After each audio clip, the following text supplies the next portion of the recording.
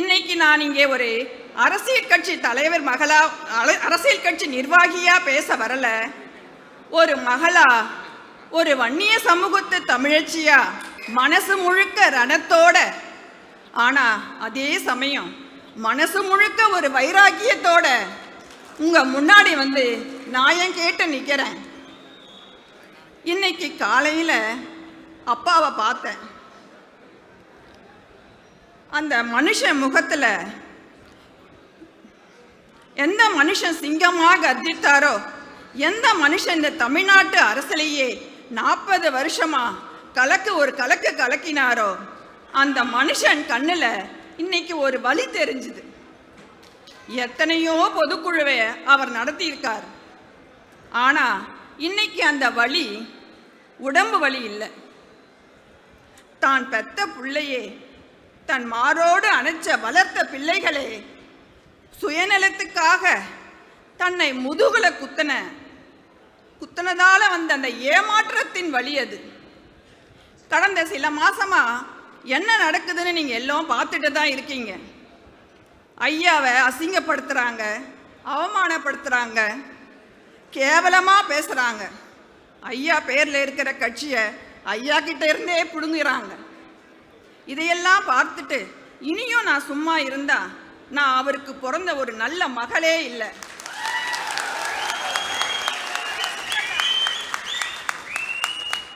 அதான் இத்தனை வருஷமா நான் ஏறாத இந்த அரசியல் மேடைக்கு இன்னைக்கு வந்திருக்கேன். எனக்கு மேடை பேச்சு பேச தெரியாது, பழக்கமும் இல்லை. ஆனா என் மனசுல இருக்கிற அந்த உண்மையான உணர்வை உங்ககிட்ட அப்படியே நான் சொல்றேன். இன்னைக்கு ஐயாவை எதிர்க்கிற அந்த கும்பலை பார்த்து நான் ஒன்னே ஒன்று கேட்குறேன். டேய், நீங்க யாருடா?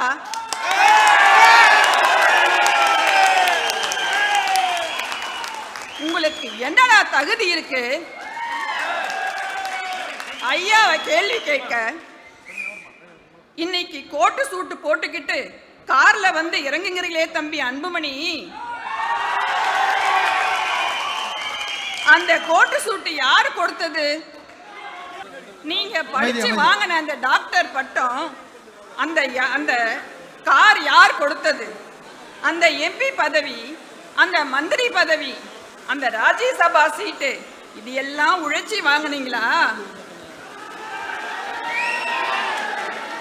சொல்லுங்க தம்பி, சொல்லுங்க. இது நீங்க உழைச்சி வாங்கினதா? இல்ல, இது எங்க ஐயா உங்களுக்கு போட்ட பிச்சை.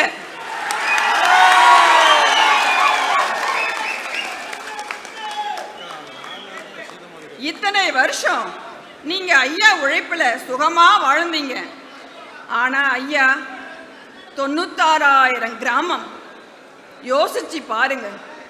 96,000 கிராமத்துக்கு கால் கடுக்க நடந்தாரு, சிறைச்சாலைகள்ல படுத்து தூங்கினாரு, தன் ரத்தத்தை வியர்வையா சிந்தனாரு.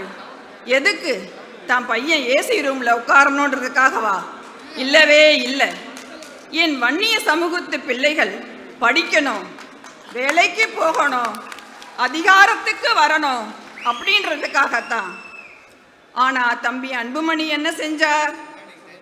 நாடாளுமன்றத்துக்கு அனுப்புனா அங்க போய் நம்ம மக்களுக்காக பேசுவாருன்னு பார்த்தா, கணக்கு எடுத்து பாருங்க, மற்றவங்க எல்லாம் 80% போறாங்க, நம்ம தமிழ்நாட்டு எம்பிங்க 75% போறாங்க.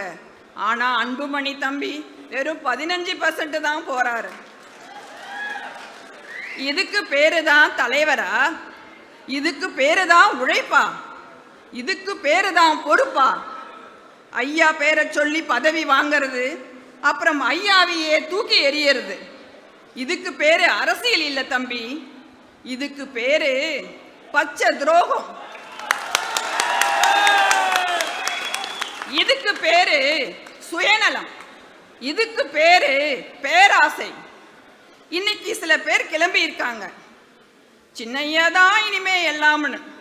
நான் அவங்க கிட்ட ஒன்னே ஒன்று கேட்குறேன். ஐயா கிராம கிராமமா கட்சியை வளர்த்தப்ப நீங்க எல்லாம் எங்க போனீங்க?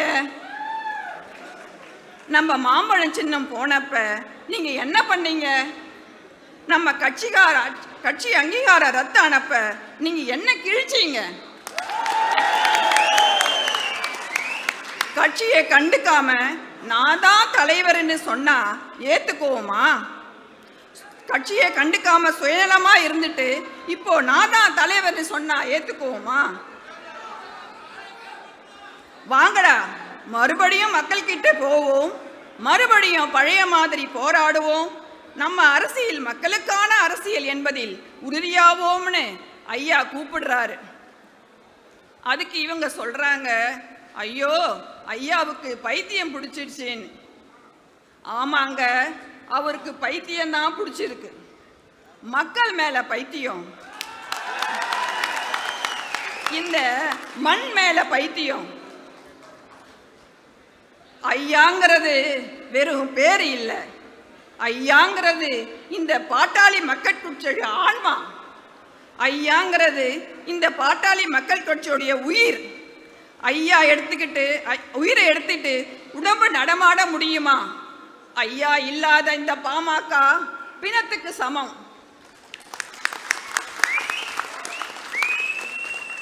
அந்த பிணத்தை வச்சு அரசியல் பண்ணலாம்னு அன்புமணி டீம் நினைக்குது. ஆனா இந்த ஸ்ரீகாந்தி உயிரோடு இருக்கும் வரைக்கும்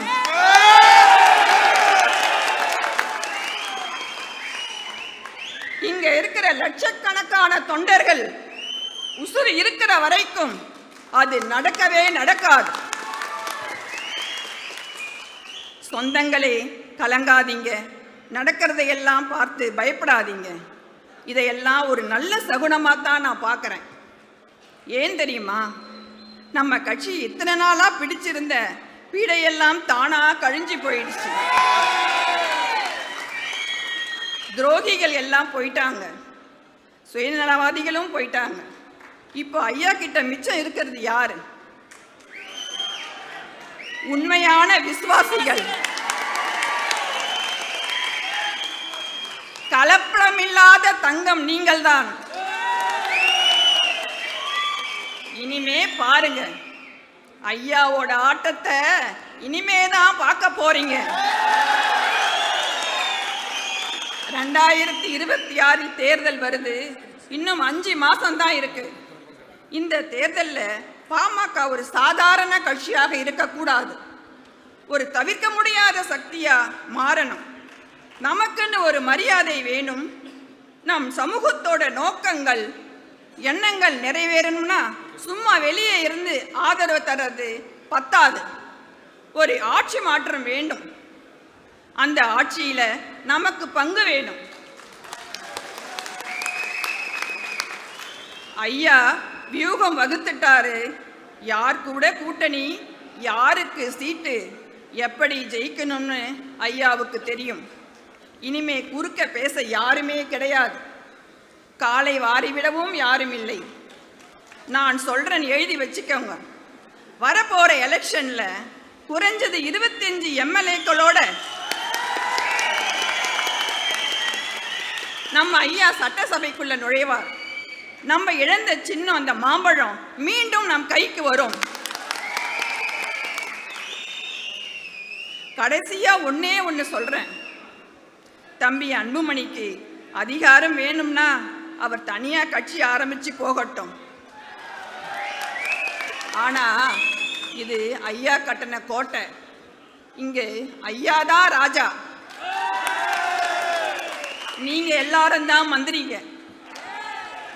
இனிமே நான் சும்மா இருக்க மாட்டேன். நான் ஐயா பொண்ணு மட்டும் இல்ல, நானும் ஒரு தொண்டன்.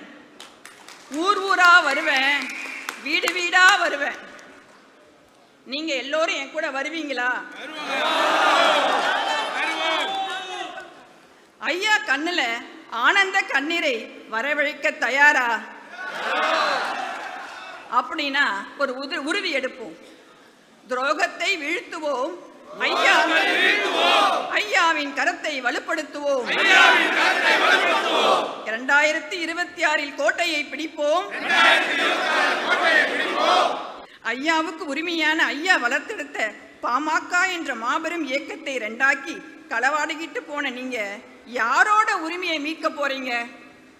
அரும்பாடுபட்டு ஐயா வர்த்த கட்சியை மீட்க நீதிமன்றம் ஏறி உரிமை போராட்டம் நடத்துற நிலைமையில் அவர் நிறுத்திருக்கிற நீங்க மக்களோட உரிமையை மீட்க போறேன்னு சொல்றது நல்ல கேலி குத்து. ஆவுன்னா எங்க கௌரவ தலைவரையும் எங்க சேலத்து சிங்கமான மாநில துணை செயலாளரையும் திமுக கைகூலி திமுக அடிமைன்னு மேடைக்கு மேடை முழங்குறாங்க. இதை சொல்றவங்க யாருன்னு பார்த்தா அத்தனையும் RSS அடிமைகள்.